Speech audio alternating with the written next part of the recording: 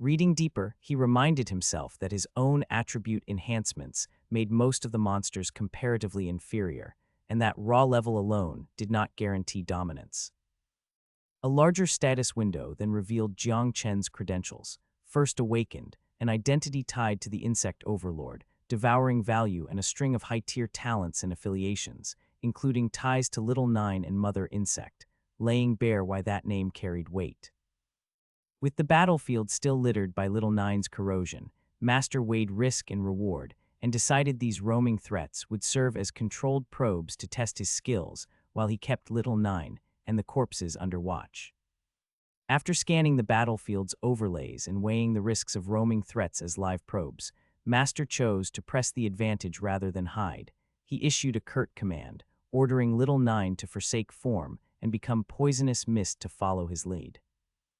Little Nine answered without hesitation, dissolving into a shivering, sentient fog that clung to Master and threaded the shadows. Together they swept through a long, ruined corridor. The mist flowed ahead as Master advanced with silent, assured momentum, while distant shapes and debris blurred past. Each movement readied him for an encounter rather than avoided it. He tested the air, anticipated strikes, and let the corrosive residue of earlier clashes hang as a warning. At the corridor's end he braced, eyes alight with defiant focus, and welcomed whatever emerged from the dark with a single, audacious challenge: bring it on. Master advanced with Little Nine dissolved into a sentient fog that threaded the shadows, and together they became the assault rather than its prey. Purple-black haze coalesced around his palm as he reached into the dark. Where the mist and his touch met armored shapes, the corridor erupted in blurred motion and collapsing bodies. Enemies that lunged were met by corrosive vapor and an answering flare from Master's hand, their armor cracking and forms slumping into a spreading smear of darkness. Small focus strikes, captured as flashes of contact, left the passage littered with fallen figures even as the mist slipped ahead to probe deeper. He moved methodically, testing angles and closing wounds of distance with equal resolve, the ruined hall becoming a gauntlet he cleared with cold efficiency. Every collapse answered his silent challenge to whatever remained beyond the next shadow. Continuing from the fogged assault, armored, skull-masked shadow lurkers paused mid-lunge, a silent question hovering where their forms had begun to fray into drifting purple motes. The mist Little Nine's remnant, coiled between attackers and the lone figure who stood firm. Rather than recoil, the Master reached out and cupped the vapors, letting the corrosive haze settle against his palm and slide toward his throat. The particles clung and were drawn into his skin, with the slow inevitability of ink spreading through paper, leaving a stark, black sigil blooming on his neck as purple residue smeared like dried blood. For a breath the attackers watched impotently while the act finished, the corridor's violence stilled into a private, deliberate transference. The Master's eyes hardened and glowed faintly, unreadable but resolved, as he turned the enemy's essence inward, an absorption that closed one confrontation and hinted at a deeper change waiting beyond the next shadow. After the assailants' forms had begun to fray into drifting purple motes, the Master collected the vaporous residue into his palm and let it sink into his skin. The corrosive haze imprinted a dark sigil across his throat as the attackers stilled, robbed of momentum. As the mist withdrew into him, translucent system panels stacked on-screen, each announcing a special reward that pulsed with numerical confirmation, evidence that the act of absorption translated directly into measurable gain. The Master regarded the emptied battlefield without surprise, eyes faintly aglow, and acknowledged that these monsters were no match for him and that the devouring value accelerated when he consumed their essence. Beside him Little Nine fluttered, animated and eager, heralding the arrival of still more prey. The exchange closed one violent encounter and set the tone for the next, a calm reclamation of power made visible by both sigil and system prompts. After the recent clash, the Master stood in a vaulted corridor where slain monsters slumped, and their wan blue essence pooled and drifted like smoke. The sigil that had traced his throat and the system prompts confirming the absorbed gains still lingered in his thoughts as proof that each devoured remnant strengthened him. He advanced with calm precision, eyes on the dim archways where more life stirred, and registered how many creatures remained hidden in the dungeon's depths. A quick pang of concern for Uncle Wang and the others tightened his expression. He planned to finish this sweep quickly. Little Nine fluttered at his side, animated and alert, and he issued a terse test to see if the entity could contain the next tide. The scene bristled between quiet reclamation and gathering danger as he prepared to press forward, trusting his newly acquired edge and Little Nine's speed to blunt whatever the corridors still concealed. After finishing his sweep, the master remained composed as a dark, spectral figure rose above him and murmured that all of the fallen and lurking creatures would become Little Nine's prey, effectively offering the hunt to him. He took the claim in stride. Purple miasma clung to his fingers, and his expression held the same cool assurance he'd shown while reclaiming the corridors, Little Nine fluttering nearby as silent accompaniment. The final sequence cut to a stark preview. Monsters surged like a tide, and a lone figure braced against them, accompanied by a blunt caption that the boss of the undead secret realm was about to appear. The panels shifted the mood from reclamation to impending assault, implying that the master, bolstered by his new gains and Little Nine's speed, would soon confront a rising, undead lord whose horde threatened to overwhelm the reclaimed halls. In the vast, torchlit hall, the wounded uncle called out, and a man carried him forward through a ring of crystalline-armored monsters that tightened around them. The carrier, bruised but resolute, insisted his injury meant nothing. He was a combatant, even as the pale blue glow of the beasts painted the columns and floor. He soon realized the threat had worsened. The number of monsters was increasing faster than anticipated, and his jaw tightened at the news that the situation wasn't going to plan. With no time to waste, he barked orders to Xioxi and the others to break away and meet up with Chen while he held the line, forcing a frantic, purple-haired companion to plead for Uncle Wang's safety. The scene closed on their strained division of roles, one group fleeing toward a rendezvous, the other preparing to stand and buy time as the encirclement threatened to snap shut. After the group split to buy time and scramble toward the rendezvous, the man who remained holding Uncle Wang felt the air shift and turned upward. He glanced at the shadowed ceiling, then froze as a hulking, hooded silhouette hovered above, its eyes and maw searing with cold blue light. The realization hit him hard. This was far worse than he'd expected, and he hissed that this was bad as he reflexively moved to act, fingers tracing a desperate motion. Dark purple tendrils coalesced around the intruder's form, and in a single, violent instant, the creature detonated into a living storm of jagged armor and miasmic energy. It descended with predatory intent, the corridor lighting with the creature's eerie glow, while the man, breath caught, prepared to meet the assault and buy whatever seconds he could for those fleeing. As those still able scrambled to carry the wounded away, the man clutching Uncle Wang called out with anxious urgency and scanned the ceiling for another threat. A hulking, hooded silhouette drifted into view, its presence marked by cold blue light and a spreading purple miasma that crawled along the floor. The intruder's approach forced the defenders to a stand. Recognition flickered through the attackers' ranks when one voice named Zhao Chen, and Zhao Chen stepped forward without hesitation. He manifested a concentrated, violet poison mist in his palm and explained that Uncle Wang was badly injured. He and a sister would carry him out while he held the line. The onlookers exchanged worried murmurs, noting this as an enemy-grade talent and fearing its lethality, but a companion urged retreat and offered to go together.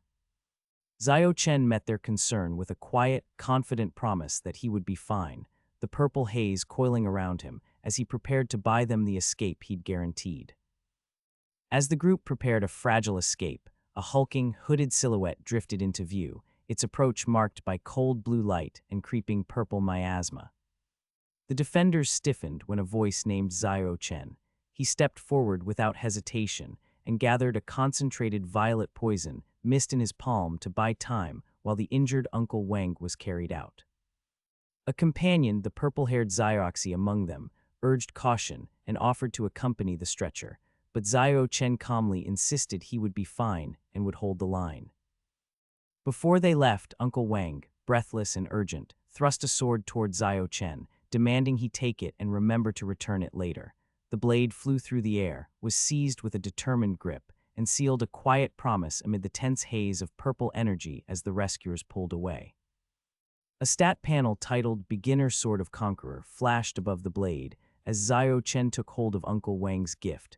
The panel even noted a passive connection, in effect. He resolved to use the sword to broaden the violet poison mist he had gathered, and thought through the geometry of expansion before striking. Steel and purple light cut the air in long, slashing sweeps that carried the poison far beyond his initial palm, turning close, armored monsters into rupturing silhouettes and choking their advance with spreading miasma. Each arc of the blade left a trail of blackened vapor that shredded enemy formation, the sword's reach acting as both conduit and amplifier for the toxin. As the dust and mist settled, Xiao Chen allowed himself a thin grin, reminding himself that he had once held the school's top position in sword art mastery, a quiet, confident truth that explained the fluid brutality of his defense. Xiao Chen channeled the blade's passive connection and pushed the violet miasma outward in long, predatory arcs. Each sweep extended the toxin beyond his palm and carved through the line of armored monsters until silhouettes ruptured and fell.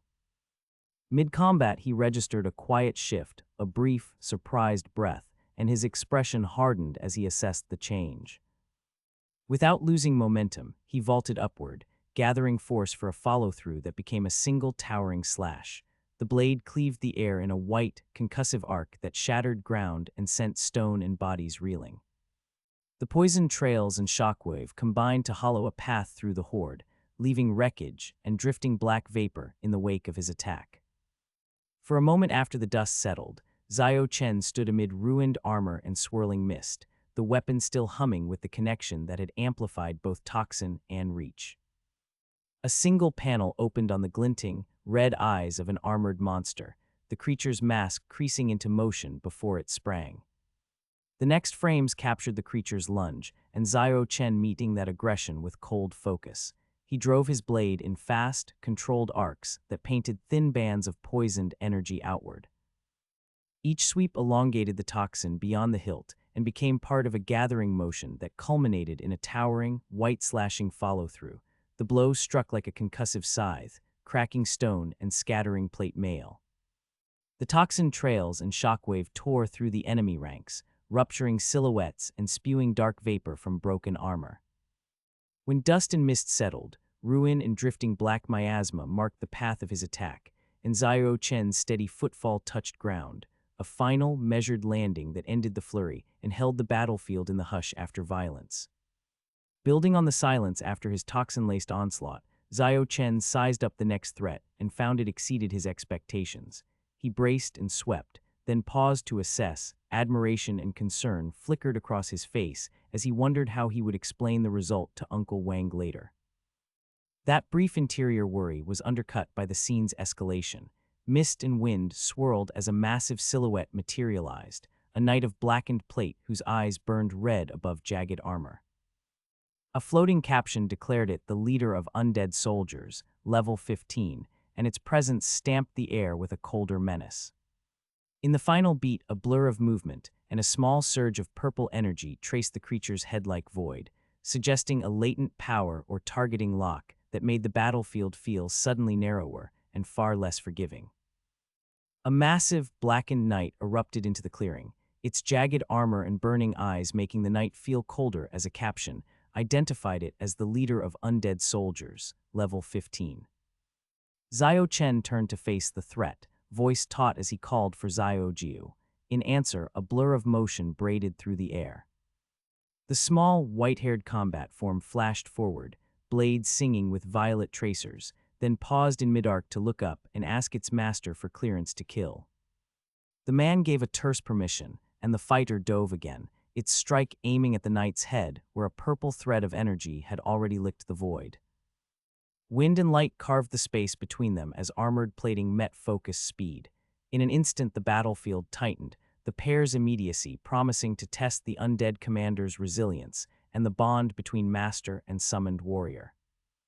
The summoned combat form braided through the air with violet tracers, then lunged at the towering leader of undead soldiers as darkness pooled around their meeting point. Purple miasma curled from the summon's blades while it paused mid-arc to secure a terse clearance, then dove with renewed intent. Its strike bit into the knight's plating, and a sliver of red corrupted light spat from the wound. The undead colossus reared, metal cracking, and a single red flare igniting where the blow had landed, while debris and shadow scattered in the wake of impact. Little Nine blurred into a cascade of rapid arcs, every motion leaving streaks of violet and pressuring the knight's defenses, its own eyes flashing a predatory red as the exchange deepened. The clearing tightened around them, the summoned fighter's ferocity meeting the commander's grim resilience and forcing both sides to reveal how far they would go to dominate the night. The attacker kept carving arcs through the night, each violet tracer gnawing at the leader of undead soldiers' plating, until sparks and red corrupted light flared from fresh fractures. The knight braced and answered with grinding defense, metal protesting under the repeated strikes while shadow and debris scattered in the wake. Close-up panels recorded the punishing impacts, and a vaulted, diving assault that punched deeper into the commander's guard, forcing him to absorb blow after blow. As the exchange accelerated, the assailant ceased to be only a summoned blade. Little Nine coalesced fully into a sentient combat form, a lithe, armored figure ringed in purple miasma and writhing tendril-like appendages, eyes flashing predatory red. The clearing tightened around them as Little Nine stood manifest and poised to press the advantage, a dark silhouette lingering at its flank, while the wounded commander steadied for another grim turn. The aftermath settled like a held breath. Xiaojiu surveyed the wrecked battleground with a half-smile, admitting he had not expected such a swift finish, while Little Nine, small, armored and ringed in purple miasma, hovered at his side as both victor and guardian. They stood upon broken slabs and scattered debris, and when Xiaojiu tilted his head toward the floating shard, he asked aloud what it was. Little Nine sensed and replied that it was condensing the surrounding mana. Blue motes swirled, drawn inward by the nascent crystal's pull, and streams of luminous energy swept over rock and ruin until the core brightened, a single condensed heart of the dungeon announcing its defeat. The scene read as quiet triumph. No further enemies rose, only the ritual of reclamation as residual aura was gathered and sealed into the crystal, leaving Xiaojiu and Little Nine to regard the reclaimed prize beneath a cooling, mana-streaked sky. After the battlefield quieted, Xiaojiu stood among shattered slabs while Little Nine hovered by his side, both watching the lingering shard draw in the last of the ambient mana. The fragile crystal did not remain inert. It condensed and suddenly reshaped itself into a towering tyrant of undead soldiers, its status declaring it level 20. Shock rippled through them as the realization set in that the crystal had become the creature's heart, a living core now nested inside armored bone. A sharp, urgent order cut through the stunned silence, demanding that Xiaojiu strike and destroy the crystal within the beast to end it for good. Xiaojiu's features hardened at the command, while the tyrant opened a maw that glowed with purple energy. Tension tightened in the air as they braced to target the inner crystal before the monster could unleash its power. After the urgent command to destroy the crystal heart, the tyrant of undead soldiers answered with violence, its armored form reconfigured into jagged purple blades that sliced the air. The blades descended in a blur, slamming into Xiaojiu as he moved to strike. The young man was driven back and slammed onto the cracked floor, debris, and a ring of displaced energy erupting where he fell. Little Nine hovered at his side as before, a tense presence against the tyrant's red-eyed facade, while shards and dust rained through the ruined hall.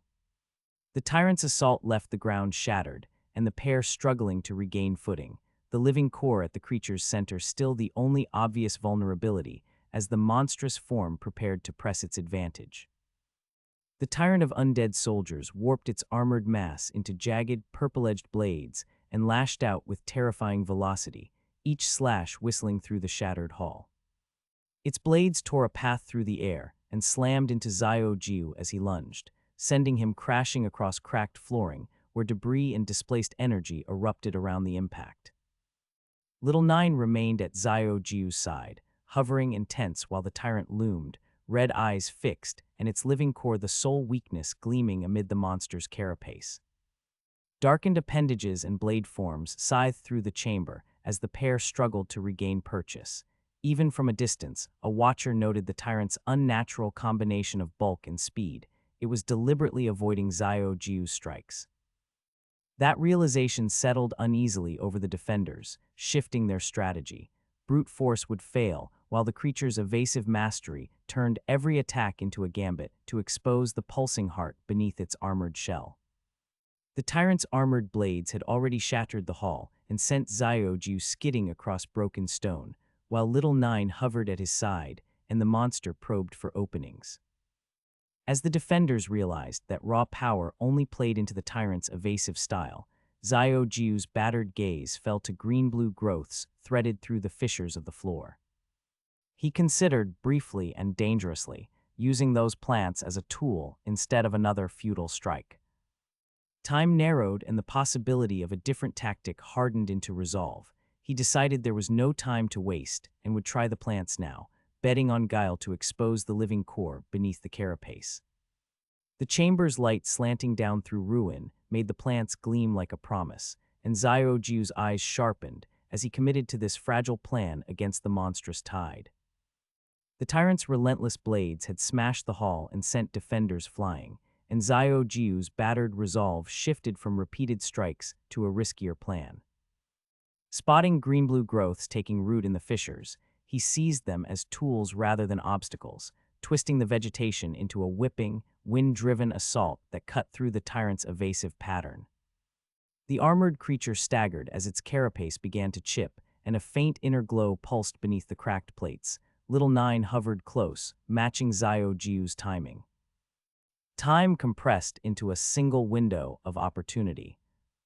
Xiaoju called upon a concentrated, green-tinged power, the sigils flaring around him as he committed to the attack. With a terse command and the words "right now," he unleashed the technique labeled on the surge, Frenzy Soul, Dragon Accelerator, and sent a focused torrent of energy racing for the exposed living core, the ruined chamber answering with swirling light and thunderous momentum. Xiaoju had seized the fractured opening and poured his Frenzy Soul, Dragon Accelerator, into the wounded tyrant of undead soldiers, the green-tinged torrent blasting through cracked carapace and revealing a pulsing inner core. Little Nine hovered close and synchronized with Xiaoju's timing, shifting from a precise guardian into a feral, armored form that amplified the assault. The chamber answered with splintering light and a scattering of bioluminescent growths that writhed like living whips. For a breath the tyrant staggered, its defenses crumbling. That fragile advantage ruptured into new danger as shadows congealed around the wound. Tendrils of dark energy rose and coalesced into a retaliatory presence, an unseen counterforce that crawled across the floor and swelled into a looming, predatory shape. Xiaoju and Little Nine found their strikes window narrowing as the environment itself turned hostile, forcing them to brace for the next, more sinister phase of the encounter. The fractured core finally gave way, and a luminous crystal detached, tumbling into the ruined chamber where Xiaoju moved instinctively to catch it. Blue light bled into his palm as he closed his fingers around the shard, and a terse declaration passed his lips. Energy rippled up his arm, and the surroundings answered with cascading data overlays. Dark inset panels of text scrolled like a machine's breath, then resolved into a translucent schematic that hovered between them, mapping signatures and options. Xiaoju studied the readouts, then placed his hand against the projected interface. The system acknowledged contact and began an integration ritual, threads of light aligning to the crystal's geometry. Little Nine stayed close, matching pulse and posture, their synchronization stabilizing the link as the chamber thrummed. For a moment the fight's momentum paused, everything focused on whether the shard's power would bind cleanly or erupt, so the two braced, poised between gain and new peril. Xiaoju finished the ritual's final motions, and the fractured core's shard answered with a cascade of interface text and a bright pulse. The system's logs scrolled across the air, threads being called, geometry aligning, and the crystal's energy lanced outward in a controlled surge that sent dust and data into the chamber. A forged armament began to manifest from the light, a heavy weapon-shaped construct coalescing at Xiaoju's side as the integration confirmed partial compatibility. Little Nine hovered close, matching rhythm and posture, and their presence steadied the link while the young man tested the newly formed tool. Words were exchanged, a tentative question from the summoned child about intent and origin, and Xiao Jiu's quiet, thoughtful response as he weighed risk against necessity. The moment closed on a soft acknowledgement. The shard would serve them, for now, and both prepared to rejoin the fight with the crystal's power now at hand. The shard had answered Xiao Jiu's ritual, forming an armament and stabilizing a fragile link that Little Nine hovered beside. As the new tool hummed, the pair tested the bond and traded terse, wary words about intent. Little Nine's curiosity quickly became hunger. It peered at the nearby spoil and asked if it could consume what lay before them, and Xiao Jiu gave a measured, reluctant allowance while remaining alert to the chamber's echoes. The moment of calm ruptured when a sudden, thunderous presence unfurled in the gloom. A massive, armored draconic figure bloomed with purple arcs of energy, its silhouette swallowing the light. Little Nine's eagerness shifted to alarm as the beast revealed jagged, crystalline features and a living, malice-filled stare. Xiao Jiu's expression tightened, the ritual's reward set aside as he braced for the creature's advance and the fight that would follow. The shard's answer still hummed at Xiao Jiu's side as the new armament settled into his grip, and Little Nine hovered, appetite and curiosity coiled like a spring. Their tentative calm shattered when the crystalline, draconic form unfurled in the gloom, crackling with purple energy. Xiao Jiu's face went hard, and a system-like readout blinked into being as he sized up the threat. He moved with measured certainty, blade and shard synchronized, while Little Nine's restless hunger folded into a guardian's vigilance. The beast answered with a rumbling intelligence that marked it far beyond a mere wild spawn, and the chamber's few other figures fell silent, trading grave whispers about the encounter's danger.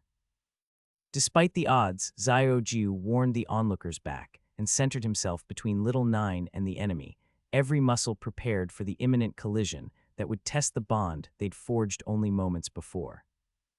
The exchange began in clipped, deliberate words as the young man kept his expression guarded, and the tall, bearded stranger smiled with a patient, probing confidence. They traded terms and veiled promises while the chamber's cold light cut across their faces. The stranger's smirk suggested leverage. The youth's jaw tightened as he answered without yielding. When the camera shifted, 3 bodies lay slumped on the floor nearby, allies or victims, their forms a mute indictment of the cost behind every decision, and the young man glanced at them with a quick, unreadable calculation before turning away. He left the cramped interior and emerged into a rain-swept cityscape, the shard's faint hum at his side echoing like a private insistence as he moved beneath neon and ash. Alone beneath the downpour, he walked on, decisions unresolved and the night closing over him like a waiting question. The hooded youth stepped into the open square and watched the stream of people arriving from the Dafan void, the cityscape's cold light cutting across his face as Little Nine hovered near his shoulder. They spoke in short observations as he unfolded a brittle parchment and traced inked lines that marked rift ruptures, danger zones, and clusters of sightings. The map was crowded with red sigils and crude drawings of beasts that radiated across the region. He compared one mark to another, counting routes and shaded areas, and the pattern of spread tightened in his mind until the scale of the threat read like a map of pressure points. As rain streaked the page and the shard at his side gave its faint hum, he moved on not toward a clear answer, but toward a path the map had sketched for him, quiet and determined beneath a sky that still held its scar. Xiao Jiu had been tracing the rift scars on a rain-streaked parchment, Little Nine hovering by his shoulder as the red sigils and shaded routes formed a map of pressure points. When he folded the page and prepared to move on, a tall, bearded man in a coat stepped into his path and demanded the map. The exchange was terse and edged with menace. Accusations and warnings cut through the cold light, and when the stranger reached for the page, a sharp, purple miasma flared around his palm. He cried out, clutching his injured hand, and spat a claim of family authority, as if that could steel him against what had happened. Xiao Jiu stayed calm, the shard at his side humming faintly, and the square held its breath beneath the scarred sky as the stranger seethed, and the map's quiet purpose remained the center of the clash. Ziojiu had been tracing the rift scars when the tall, bearded unknown man stepped forward and tried to seize the map. A purple miasma flared around the man's palm, and pain scrawled across his face as accusations and threats ricocheted across the rain-darkened square. The stranger's temper snapped into violence. He barreled forward, impact throwing dust and stone as the crowd recoiled, and a deeper, shadow-stained power unfurled behind him, an amorphous black maw of energy that pulsed with hostile intent. Little Nine hovered close as Ziojiu steadied himself, reaching out when the void reached for them. The boy's hand glowed against the encroaching darkness, even as the unknown man screamed, raging that there was nowhere to hide and ordering cowardice exposed. The clash left the stranger bloodied and retreating in shock, while Ziojiu stared at his own trembling hand, the square holding its breath beneath the scarred sky as new stakes were revealed. Shortly after the square's confrontation, the scene moved into a dim, vaulted space where a blue-haired figure, the young master, watched a hooded subordinate cower at his feet. The young master sneered and spat an epithet, branding the man useless even as the subordinate stammered an address and pled for mercy. A brutal strike or knife drew blood across the servant's face, forcing him to the floor, but he forced out a vow of obedience that the young master accepted with a curt command. As the servant promised loyalty, the young master assessed someone beyond the chamber, noting that the newcomer was more dangerous than expected and that there was no need for needless slaughter. He observed coldly that his dog would bite the weak and then tilted into an unsettling amusement, smiling and calling the situation, and those involved intriguingly entertaining as he contemplated what to do next. After the square's confrontation, the scene lingered in a vaulted, misted chamber where the young master stood over a cringing hooded servant and reduced him to obedience through insult and force. The servant bled, swore fealty, and was kept alive only at the young master's whim. A cloaked stranger refused the young master's offer of company, preferring to go alone, and the young master coldly observed that the newcomer posed a greater danger than expected and that there was no point in needless slaughter. He allowed the lone figure to leave, amused and calculating, while reminding his subordinate that his dog would only tear at the weak. The camera then pulled back from the personal theater into broad, urgent briefing, councils weighing support for an assault on the undead secret realm, assessments of transfers and assassins, and the grim conclusion that the opening purges would fall to professionals who welcomed extreme risks. The final image followed the solitary figure into a war-scarred landscape where the vanguard's sacrifices were already beginning. After the closed council and the young master's private theater, attention shifted outward to a shattered district the travelers called the wilderness. A solitary young man moved beneath ruined, monolithic buildings, a small white creature riding his shoulder as he muttered about the land's unforgiving nature and the impossibility of ordinary life there. The sky tightened into a bruise of storm and rain. The wind carried the taste of far danger. He scanned the horizon with a wary, narrowed gaze as squalls sketched dark shapes above, a monstrous winged form cutting through the clouds, its silhouette an accusation against the ruined skyline. The companion on his shoulder remained alert as he felt the moment shift, sensing more than could be seen. The man paused and registered the change with a single, questioning sound. Rain hammered down as the monster loomed, and the small vanguard of one prepared quietly for the first real strike to come. The storm-dark skyline broke as a massive winged creature banked low and dove toward the lone figure below. Rain sluiced off its armored wings, and red lights gleamed across its flank. The small, pale companion on the man's shoulder cried out in warning, while the young master narrowed his eyes and measured the incoming threat, noting the blade's overwhelming arc. The monster's weapon cut a white stroke through the downpour and crashed into the ruined earth, tearing up stone and throwing shards into the flooded street. The young master moved without hesitation, dodging the worst of the blow, closing the distance, and then countering with a brutal, coiling strike that exploded outward. The impact ripped through the rain and rubble, sending the beast reeling and scattering debris across the desolate district as the duel dissolved into ringing echoes and spray. The young master looked up as a terse voice drifted through the rain, and his small, pale companion on his shoulder chimed in, he studied the incoming shapes and narrowed his eyes. Black, sinuous appendages of a winged threat swept down through the storm, each arc cutting shadows across the ruined street. Dark, smoky energy crawled along the young master's forearm, and he addressed Little Nine, giving it permission to feed and gather strength. The creature on his shoulder bristled, and its eyes flared in answer, synchronizing with the young master's own crimson glare. With a curt command, they moved as one. He drove a long, coiling strike into the night, a pale blade tearing a clean, violent line through rain and debris, and the impact sent water and shattered stones skittering outward as the duel continued to reshape the shattered district. Rain and roiling dark energy had turned the ruined district into a grinding, shadow-lashed arena. The young master moved with cold efficiency, letting Little Nine feed on what the slain beasts left behind while he cut through the night with a pale, coiling strike. The creature obeyed, tearing into carcasses and rooting out the stashes monsters sometimes concealed. The young master barked terse commands, and the two synchronized in a predator's rhythm.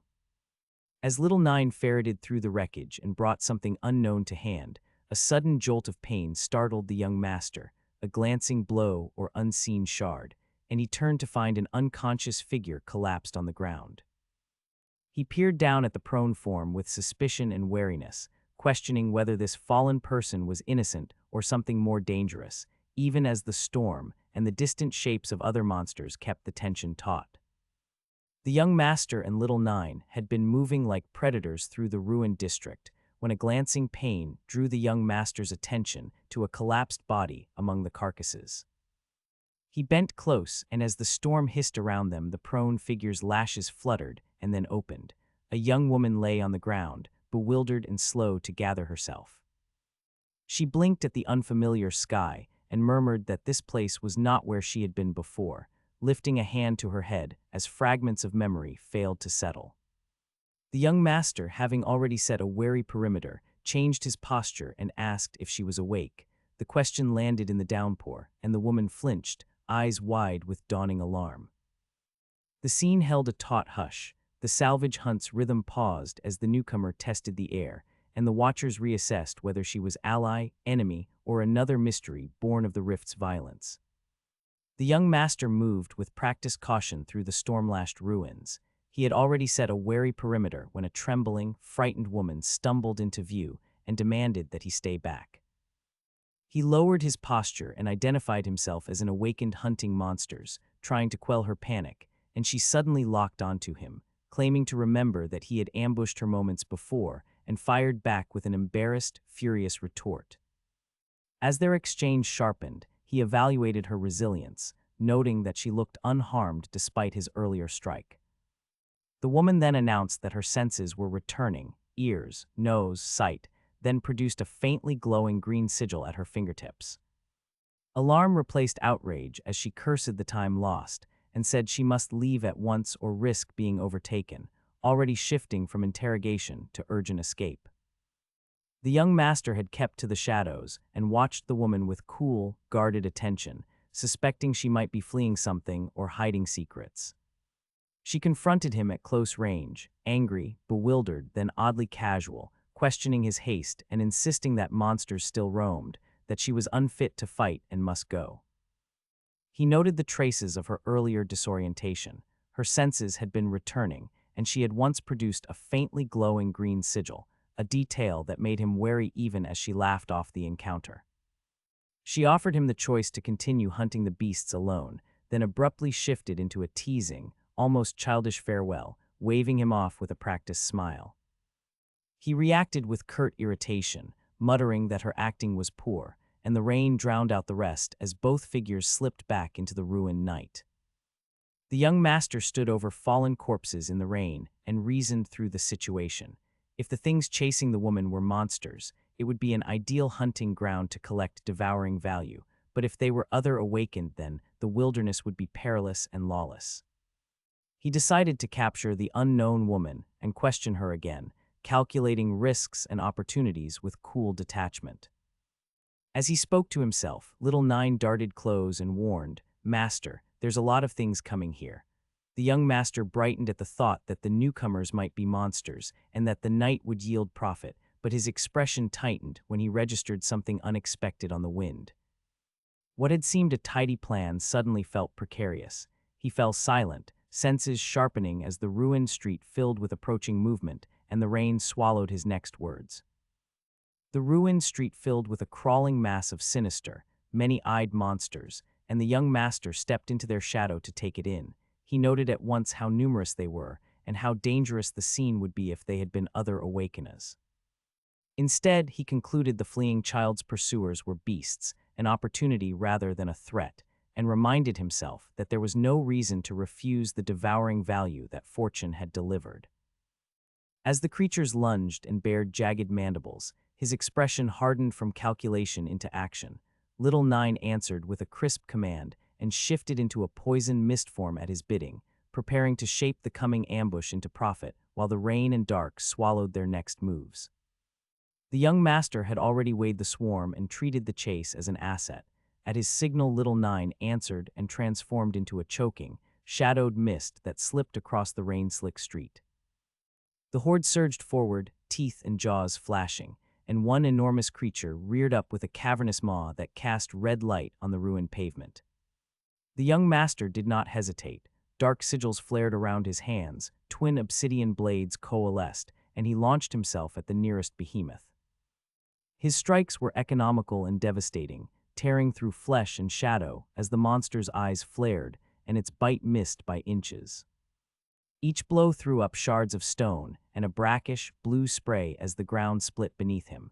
Little Nine's mist swirled to choke and confused the remainder of the attackers. What had promised to be a chaotic ambush became instead a swift, controlled slaughter, the young master's calculated violence folding danger into immediate gain, while rain and night swallowed the aftermath.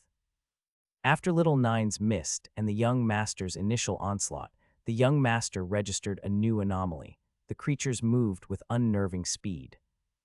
He paused long enough to frown and murmur that they seemed quicker, then stiffened as a faint presence suggested a sneak attack. Without hesitation, he pivoted, shadow and dark sigils coiling about him, and launched into a precisely timed counter. His movement blurred across the pavement, and his assault struck with shattering force. Rock and enemy became indistinguishable as the strike tore through armored hides and ruptured the ground. Monstrous bodies were flung aside, while shards and slabs of rubble cascaded through the rain-slick air, cutting lanes through the remaining attackers. In the span of a heartbeat, the ambush was broken. What had threatened to overwhelm instead fractured beneath the young master's speed and the lingering influence of Little Nine's interference, leaving the street a ruin of smoking stone and scattered, defeated creatures.